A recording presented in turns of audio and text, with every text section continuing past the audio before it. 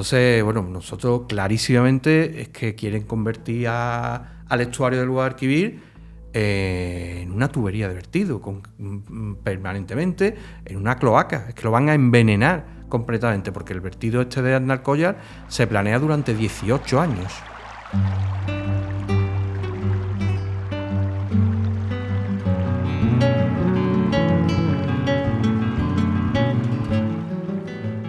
Isidoro, ¿cómo te involucras en la defensa del agua frente a la minería? Pues la verdad que yo lo que me involucro es en la defensa contra la minería, y después ya más adelante sí que me doy cuenta que el mayor impacto que tiene la minería es el agua, ¿no? Y me involucro en una lucha de mi pueblo, concretamente de la camiseta esta que tengo aquí, de la Sierra de Espartero, que es una pequeña sierra que hay en mi pueblo, a la cual me llevaba mi padre todos los domingos a echar día de campo, como se dice allí en Andalucía.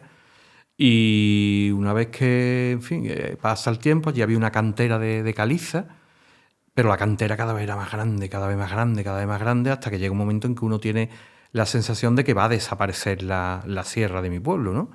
Y entonces, pues ahí es donde entro, primero una cosa absolutamente local, solo de mi pueblo, de la Sierra de Espartero, de la Sierra de Morón de la Frontera, y ahí encuentro el apoyo, nos juntamos unos cuantos del pueblo, empezamos a crear una plataforma, empezamos la lucha, y ahí entramos en contacto con Ecologistas en Acción, y a partir de ahí ya pues me involucro ya en más historias ya de fuera de mi pueblo, ¿no? A partir del apoyo que desde Ecologistas en Acción se dio a la lucha por la cantera de mi pueblo, ¿no? Y entonces, bueno, pues ahí a partir de...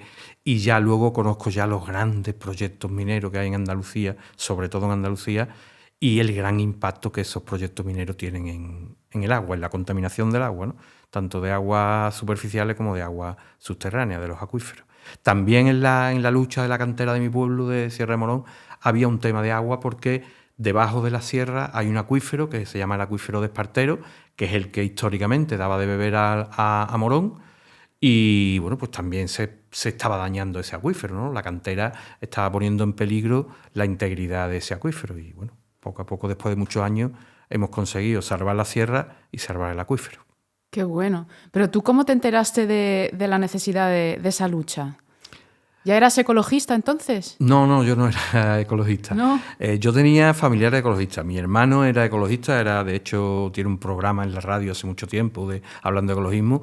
Y yo la verdad que tenía sensación cuando escuchaba a mi hermano mayor, bastantes años mayor que yo, que era muy pesado, que era hablando del cambio climático y hablando, yo tenía a lo mejor 14 o 15 años y yo a mi hermano lo veía con una cosa, decía, Dios mío, qué pesado es, todo el día hablando del medio ambiente, todo el día hablando de que si las aves, que si los bichos, que si las plantas. Y a mí no, yo en aquella época lo que estaba era de fiesta, en fin, pasándomelo muy bien, yendo a todos lados. Y fue una cuestión, en este caso, básicamente de paisaje, o sea, era algo... Cuando yo me voy del pueblo a estudiar a la capital, a Sevilla, el autobús que va y viene de Sevilla a Morón siempre tiene la imagen de esa sierra, y yo iba viendo, cuando pasaban los meses, los años, que la sierra estaba cada vez más destruyéndose. Entonces era una cuestión más de paisaje y de identidad de mi pueblo de Morón que se estaba perdiendo, ¿no?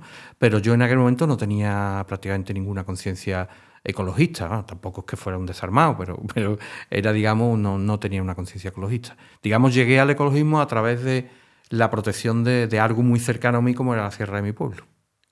¿Y esto qué ha implicado en tu vida, este cambio y este movimiento hacia el ecologismo y la defensa de la sierra de tu pueblo? Pues ha cambiado totalmente mi vida, porque eso estamos hablando que era el año 2002, por ahí, 2002-2003.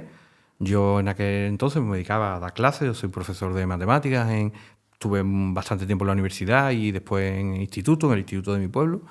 Y entonces, bueno, a partir de ahí entro en Ecologistas en Acción, me voy involucrando, voy conociendo más temas. En pocos años, en el 2005, me nombran coordinador de provincial de ecologistas, porque en ecologistas nada más que te descuidas te nombran coordinador de algo, porque siempre hay necesidad de gente para unas luchas, y yo, como había empezado con el tema de las canteras, pues consideraron que era importante que yo aprendiera cosas de minería. También es verdad que con el tema de minería hay mucha conexión con el agua y mi formación científica yo soy doctor en matemáticas, hice mi tesis doctoral en simulación numérica y fluido, pues es verdad que ahí me captó bastante la atención, ¿no? Pero poco a poco llegué a eso. En el 2008 hago un libro porque era el 10º aniversario de la catástrofe de Alnarcoya, que yo no la viví. La viví como tantas personas, digamos, en televisión, la vi, pero no la viví dentro del movimiento ecologista. A los 10 años hacemos ese libro que repasa toda la documentación que había allí y ahí es cuando ya me empapo de información sobre minería, sobre contaminación de aguas y eso, y bueno, y desde entonces pues no he parado hasta que llega un momento en que ahora mismo porque la situación ahora mismo es muy dura sobre los impactos ambientales que está teniendo la minería en el agua. Y bueno, pues ahí estoy desde ecologista, pues ya no sé, 20 y muchos años, porque aunque soy matemático, las cuentas en años nunca me salen bien. Sí. Pues vamos a rebobinar un poquito. Entonces, el estuario del Guadalquivir, ¿qué significado tiene para ti? ¿De qué manera, cómo lo miras? Bueno, vamos a ver, lo primero que hay que tener en cuenta es que el Guadalquivir, no solo el estuario, el Guadalquivir es el eje transversal de Andalucía, o sea, es sin ninguna duda el cauce más importante de toda Andalucía, ¿no? Y desde que nace en Jaén hasta que llega hasta la desembocadura a Sanlúcar de Barrameda. El estuario del Guadalquivir ahora mismo está considerado desde un poco antes incluso de Sevilla capital, desde una presa que hay que se llama la presa de Alcalá del Río, hasta la desembocadura en Sanlúcar de Barrameda. Y verdaderamente es un estuario porque tiene mucha influencia mareal. O sea, en Sevilla, por ejemplo, tú estás viendo el río y hay días en que el agua no fluye, digamos, en dirección hacia el mar, sino que va subiendo, y es porque va teniendo la influencia mareal que viene desde la costa gaditana, ¿no? Entonces, bueno, pues es fundamental además desde el punto de vista económico, desde, digamos, el tema de históricamente, todos los viajes que iban hacia América incluso salían del puerto de Sevilla. O sea, el puerto de Sevilla era un puerto en todos los aspectos casi marítimo, a pesar de que son 80 kilómetros, ¿eh? No estamos hablando de una pequeña ría, de una ría como son las rías gallegas en el sentido del tamaño, ¿no? Claro. Sino que estamos hablando de 80 kilómetros desde Sevilla hasta la desembocadura en Sanlúcar de Barrameda. Y desde luego tiene mucha importancia económica, importancia para el cultivo del arroz, bueno, muchos cultivos que hay en las dos riberas del estuario del Guadalquivir, los cultivos de arroces en las marismas, y por supuesto hay una reserva pesquera justo antes de la desembocadura, cerca de Sanlúcar de Barrameda, y por supuesto hay muchos temas de marisco, temas de las cofradías de pescadores, y al final, digamos, en la margen derecha, pues está el Parque Nacional de Doñana, que es uno de los principales digamos, espacios protegidos de toda España, ¿no? Y, digamos, de Europa incluso.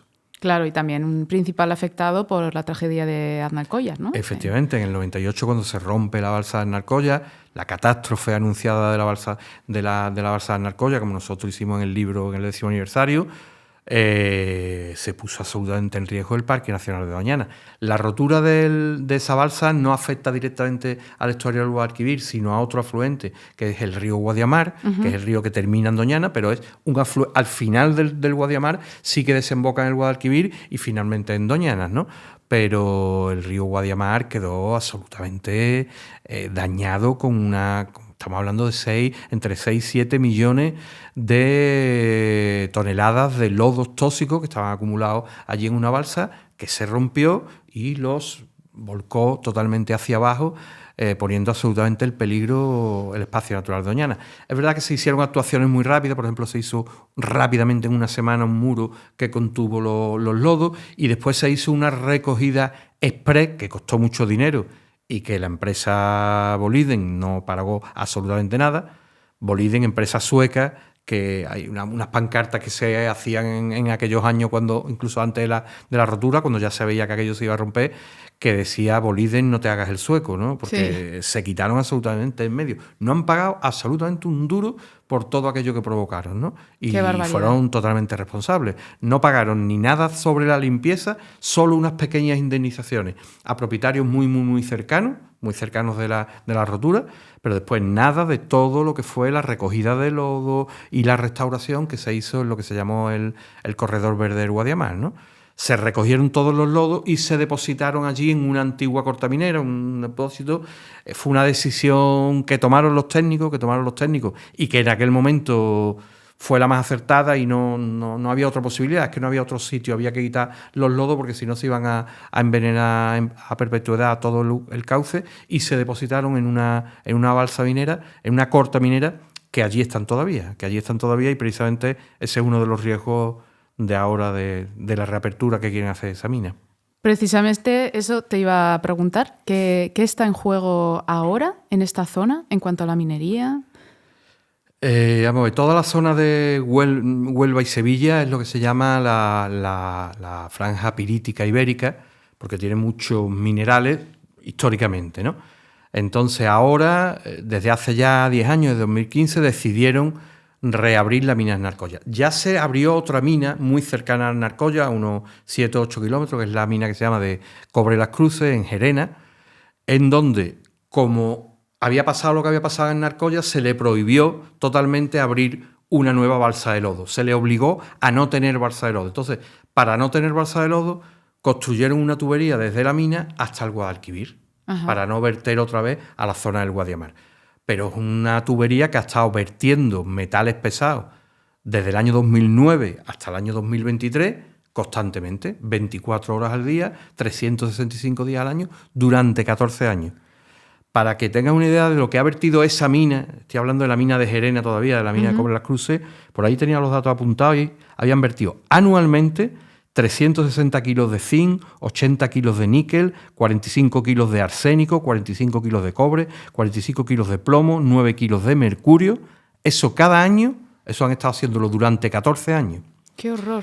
Bueno, pues los metales pesados, que además no son bioacumulativos, que no se disuelven como ellos pretenden decir en los estudios de impacto ambiental. De hecho, ya hay estudios científicos que ha hecho hace poco la Universidad de Sevilla, con profesores también de la Universidad de Cádiz y la Universidad de Huelva, que han detectado que esa contaminación está ya permanentemente en los sedimentos del estuario del Guadalquivir y se está diseminando por todo el estuario del Guadalquivir. Bueno, pues el proyecto que hay ahora, esa mina de Cobre Las Cruces ya paró porque se le acabó el mineral, no por otro motivo, se le acabó ya el mineral, han sacado muchísimos millones de euros de beneficio y ahora pues pretenden abrir la mina de Alnarcoya, la misma que se rompió en el 98, y para no verter otra vez el Guadiamar van a poner una tubería de 30 kilómetros desde Alnarcoya hasta Sevilla, al lado del estadio de la Cartuja, el Estadio Olímpico de Sevilla, que bueno, se llama Estadio Olímpico, pero allí nunca ha habido unas Olimpiadas, pero se le llama Estadio Olímpico. Y van a verter, bueno, pues ese nuevo vertido, junto con la reapertura que también quieren hacer de la mina de Gerena otra vez, con minería subterránea, van a multiplicar por 10 los datos que antes te he dado. ¡Qué barbaridad! Eso además es lo que ponen en los papeles, porque el problema es que después además eso no se cumple. Sí, luego a ver qué pasa. Eso es lo que le han autorizado. O sea, eso es contando con que lo que le han autorizado se cumpliera. Entonces, bueno, nosotros clarísimamente es que quieren convertir al estuario del Guadalquivir en una tubería de vertido permanentemente, en una cloaca. Es que lo van a envenenar completamente, porque el vertido este de Alnarcoya se planea durante 18 años. Y el momento más crítico es el momento de la reapertura, porque, como te he contado antes, allí hay almacenados muchos de los lodos que se vertieron en el 98 y se recogieron allí. Ahí hay otra corta minera que tiene 15 millones de metros cúbicos de agua contaminada, también que durante todos estos años se ha estado almacenando allí. Bueno, pues lo primero que hacen en año y medio es vaciar toda esa agua contaminada al Guadalquivir. Así nomás, sin limpiarla. No, sí, le ponen un sistema de depuración y ellos dicen y redicen y sacan notas de prensa diciendo, no, el agua va a estar limpísima para beberla. Sí, claro. Claro, la pregunta que se hace, en fin, cualquiera, incluso sin tener conocimientos técnicos, dice, bueno, vamos a ver, ¿y si el agua está tan limpia, para qué haces una tubería de 30 kilómetros para tirarla al Guadalquivir? ¿Por qué no la reutilizas allí mismo? ¿O por qué no la tiras al Guadiamar, que está a 100 metros? O sea, ¿para qué construir una tubería de 30 kilómetros? Pues no, porque lo que se intenta con la tubería de 30 kilómetros es engañar. Es un sitio en donde además la legislación es diferente a la del Guadiamar, porque el estuario del Guadalquivir, precisamente al llamarse estuario y por lo que te he contado antes de la influencia mareal, desde el punto de vista legal está considerado como si fuera mar. Sí. O sea, es como si estuvieras vertiendo a la costa de Cádiz, cuando no es así, cuando es un río que tiene una dinámica.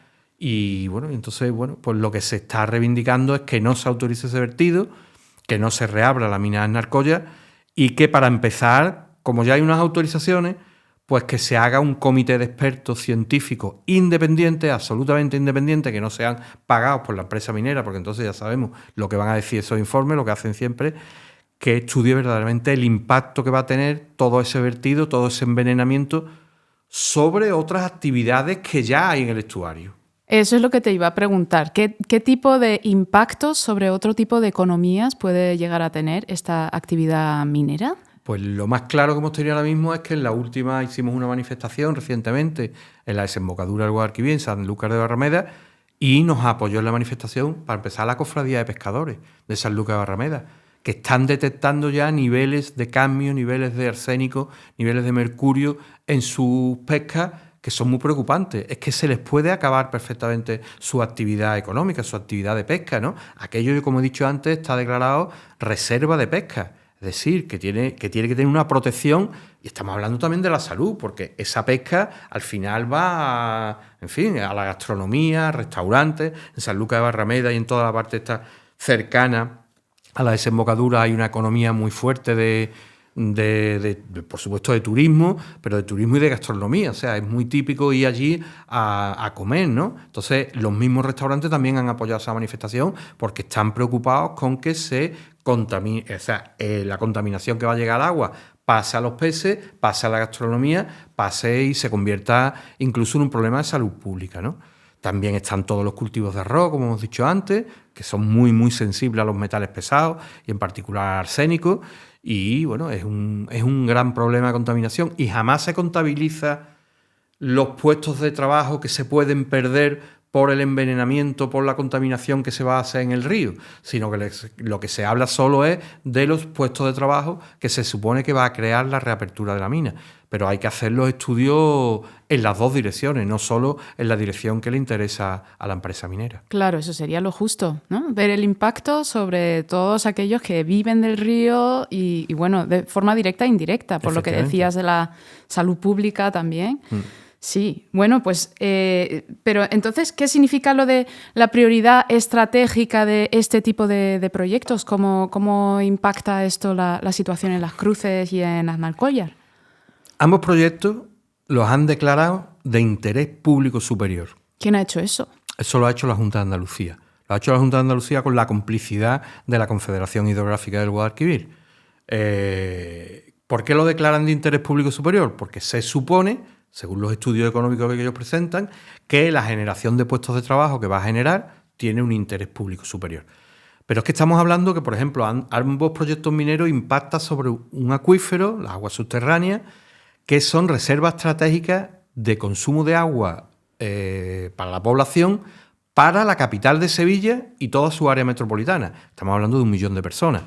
Entonces, el absurdo de considerar interés público superior el abrir las dos minas, reabrir una de ellas, bueno, las dos reabrirlas, frente a garantizar el suministro de agua potable a toda una ciudad como Sevilla y su área metropolitana. A nosotros, desde luego, nos parece absurdo.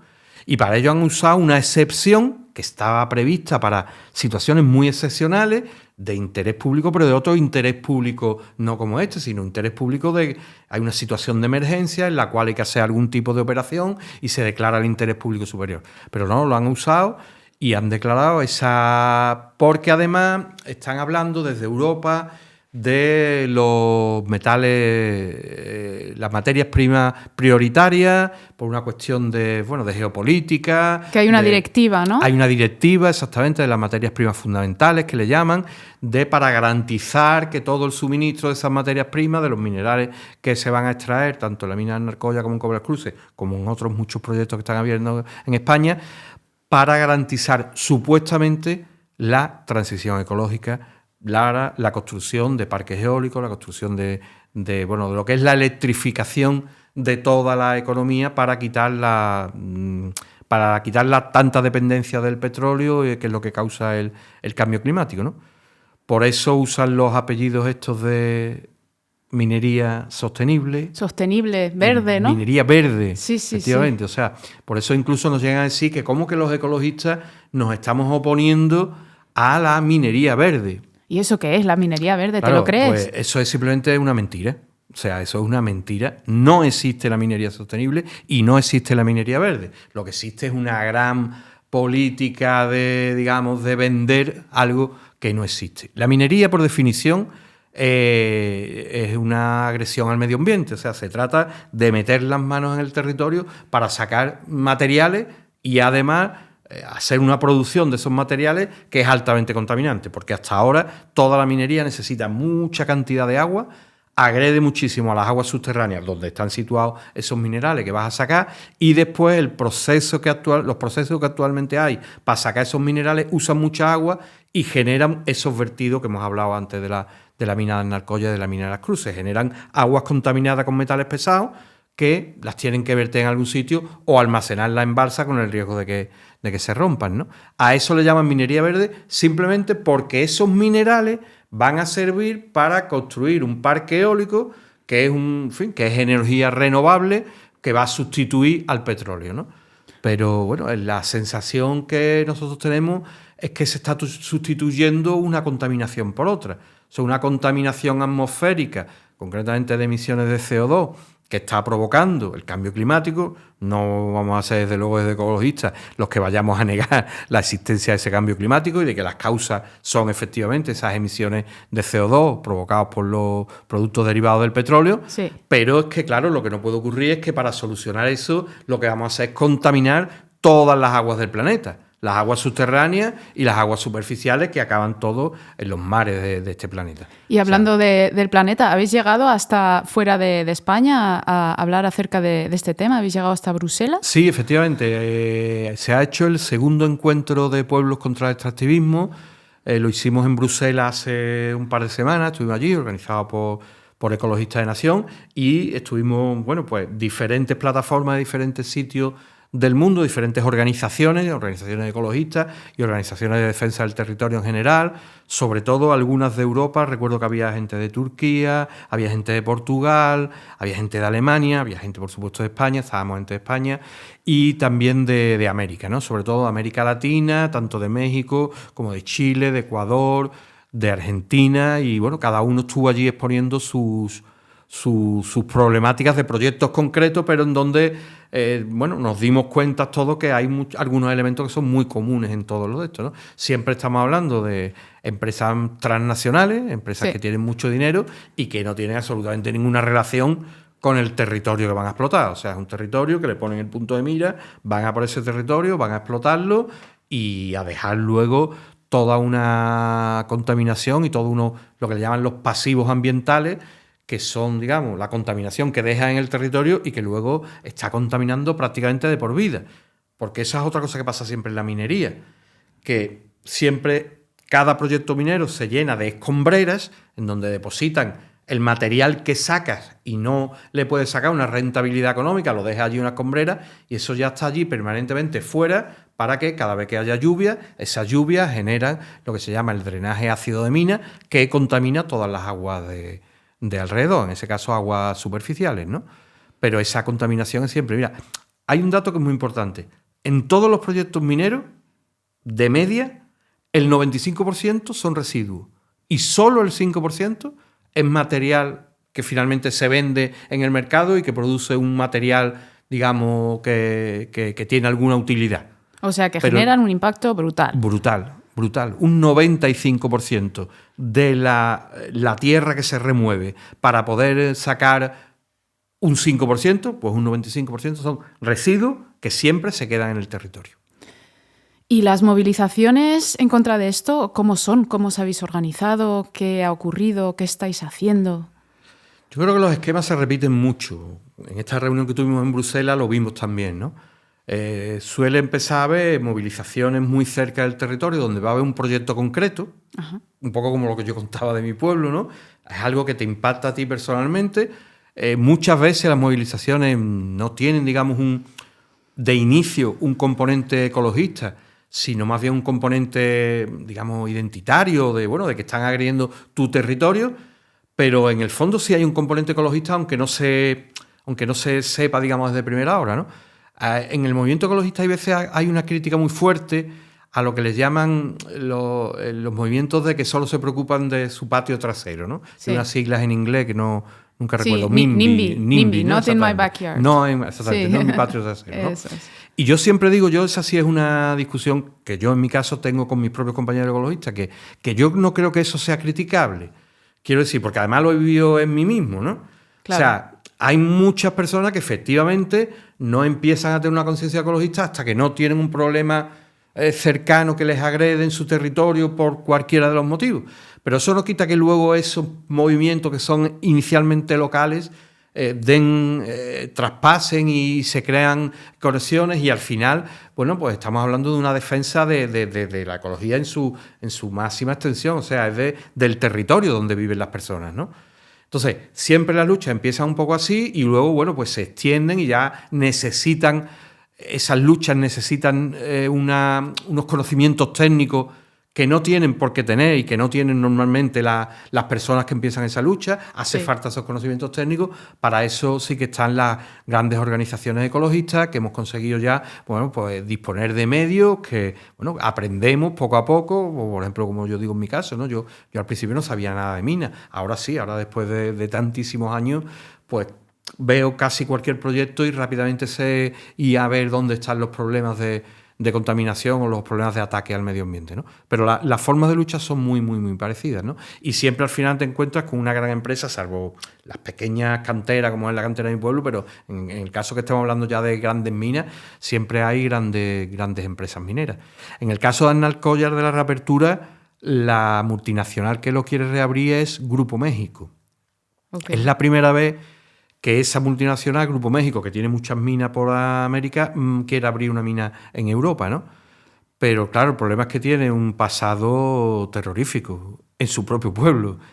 ¿Y os habéis aliado con quienes se hayan manifestado a lo mejor en contra de ellos? Hemos tenido reuniones con grupos de allí, de la zona de Grupo México, concretamente porque ellos hace pocos años, en el 2014, creo recordar, 2015... tuvieron una rotura de una balsa muy, muy parecida a lo que pasó en Boliden en el 98.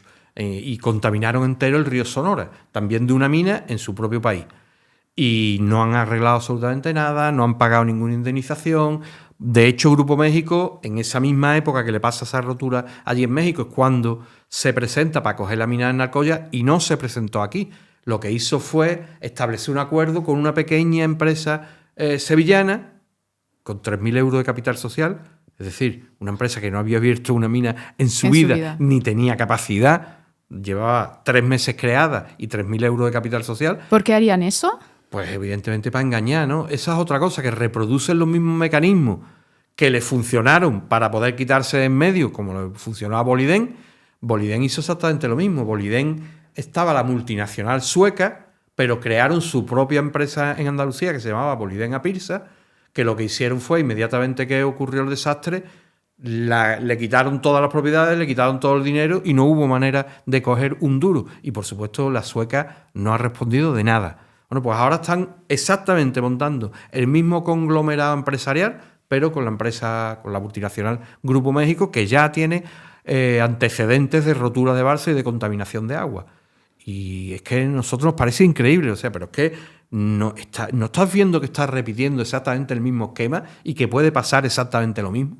Bueno, pues las administraciones públicas te contestan que no, que eso es legal, que pueden hacerlo y que por tanto le hacen y le dan las autorizaciones.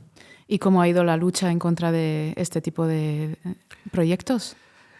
Con respecto a la reapertura de Aznalcóllar, por ahora cada vez va creciendo más.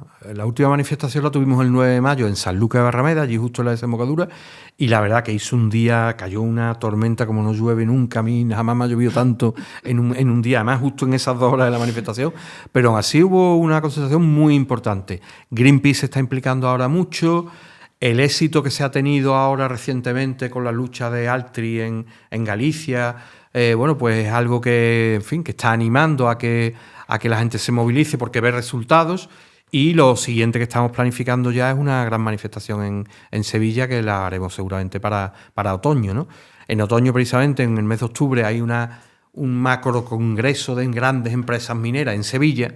Y bueno, pues queremos también contrarrestarlo con una gran manifestación. Esperemos que de mucha gente defendiendo el estuario del Guadalquivir, que no lo envenenen, que no se contamine y que, bueno, que haya un poquito de sentido común, porque al fin y al cabo la mayoría de las veces de lo que estamos hablando es de sentido común, creo yo.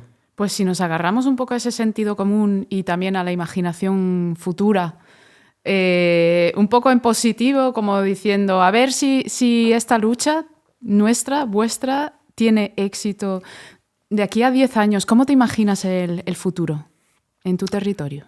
En mi territorio, y concretamente con respecto a estos proyectos que estamos hablando de Sevilla, y hay otro proyecto también muy grave y muy gordo, que es el de Río Tinto, que afecta a otra cuenca minera, la cuenca del Odiel, que va hacia Huelva. Hay dos posibilidades. Una es que, por ejemplo, en Río Tinto, que tiene una balsa que es de 500 hectáreas, una burrada, o sea, como 40 veces más que lo que pasó en Narcoya, pues que pueda ocurrir un desastre, que reviente también. De hecho, en esa balsa tienen proyectado un recrecimiento de los muros de la balsa de 42 metros hacia arriba para seguir almacenando 160 millones de toneladas de residuos más, ¡Socorro! Que puede reventar en cualquier momento. Sí. Puede ocurrir un desastre de esto. O puede ocurrir que los proyectos, que se ganen las luchas sociales en el tema de Sevilla y no se reabran las minas de Alnarcoya ni la mina de Gerena y por tanto se mantenga la limpieza del río Guadalquivir, o puede que se reabran y entonces ocurrirá lo que ocurre tantas otras veces, y es que esas mismas autorizaciones que ahora mismo nosotros estamos criticando y empeñándonos en que no se den, luego al final seremos los que nos estemos absolutamente encima cada día, y cuando digo cada día incluso y cada noche, porque yo le he hecho muchas noches a mirar, a exigir que se cumplan unas autorizaciones con las que nosotros no estamos de acuerdo, pero que por lo menos si se dan esas autorizaciones se cumplan, porque esa es otra cosa que pasa siempre en minería. Y es que una cosa es lo que se pone en un papel y se autoriza, y otra cosa es lo que se ejecuta, que no tiene nada que ver. Siempre es muchísimo peor, mucho más contaminante, y al final, además, los que tenemos que estar encima para que se controle y se cumpla eso, somos los propios grupos ecologistas, cuando tendría que ser la administración, que es la que da esas autorizaciones, ¿no? Es decir, dentro de 10 años lo que me veo es igual que ahora, luchando, no sé de qué manera, si contra un desastre gravísimo o contra un desastre continuado como el que estamos hablando, o a lo mejor podemos celebrar, bueno, de hecho, la lucha de mi pueblo, de la cantera de mi pueblo, hace ya 3 años que está totalmente cerrada, hemos conseguido una sentencia firme que ha prohibido absolutamente la actividad. ¡Qué bueno! En eso estamos, en eso vamos a seguir intentándolo, y sobre todo lo que hay que tener es mucha constancia y mucha paciencia. Hay, por desgracia, y actualmente en la cultura de las redes sociales y de todo esto, esta inmediatez, esto con este tipo de lucha no funciona.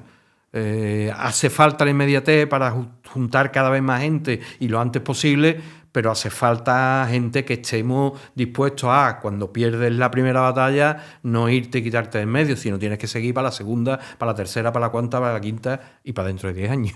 ¿Y para esa perseverancia tienes algún truco que nos puedas compartir? No, bueno, no es un truco, es una palabra que es muy gaditana. Yo soy de Sevilla, pero tiro mucho para Cádiz, me gusta muchísimo Cádiz, que hay que ser muy hartible. En Cádiz se habla, hartible es eso, es que tú seas muy hartible, o sea, que se harten de ti. Y cuando estamos refiriendo a que se harten las administraciones, las empresas contaminantes, que estén muy hartos de ti, de verdad, que escuchen tu nombre, o en este caso el nombre de la Asociación de Ecologistas de Nación, y se echen las manos a la cabeza y digan, por favor, para que me dejen tranquilo, ¿qué quiere que hagamos, no? Hay que ser muy hartible, hay que ser muy constante, muy pesado y seguir RQR, porque es que no hay otra manera, porque ellos tienen mucho dinero, tienen mucha capacidad, mucha influencia, pero nosotros lo que tenemos es eso, es la capacidad de resistencia, la capacidad de lucha, ¿no? Y para eso, desde luego, todos los grupos ecologistas en general, pero Ecologistas de Nación en particular, es una herramienta que hasta ahora, por lo menos, ha sido fundamental, ¿no? Las alianzas con los grandes grupos que al final funcionan desde lo local, pero también claro, la se coordinan. La estructura que tiene Ecologistas de Nación es precisamente eso. Ecologistas de Nación nace de creo recordar que eran 300 y pico grupos ecologistas locales, que estaban cada uno en su pueblecito, y decidieron juntarse y ponerse un solo nombre, Ecologista de Nación, y una sola marca, ¿no?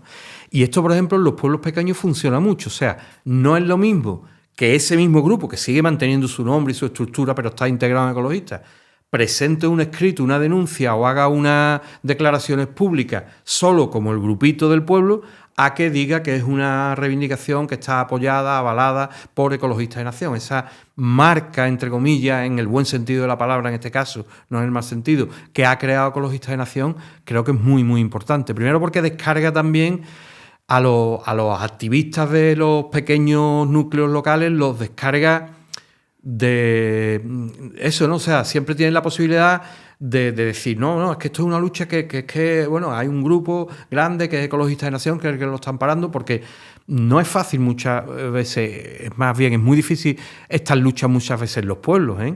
En un pueblo a lo mejor mi pueblo es más grande, tiene 28.000 habitantes, pero en pueblos en donde hay 4 o 5.000 habitantes, enfrentarte a un proyecto que te dicen que va a crear 500 puestos de trabajo y que hay un montón de gente en tu pueblo que está esperando a ese proyecto para conseguir ese supuesto de trabajo, que la mitad de las veces es mentira, no es fácil, ¿no? Y entonces tener un amparo como una organización como Ecologistas de Nación es muy importante, ¿eh? ¿Y qué le recomendarías a una persona que esté considerando unirse a esta lucha?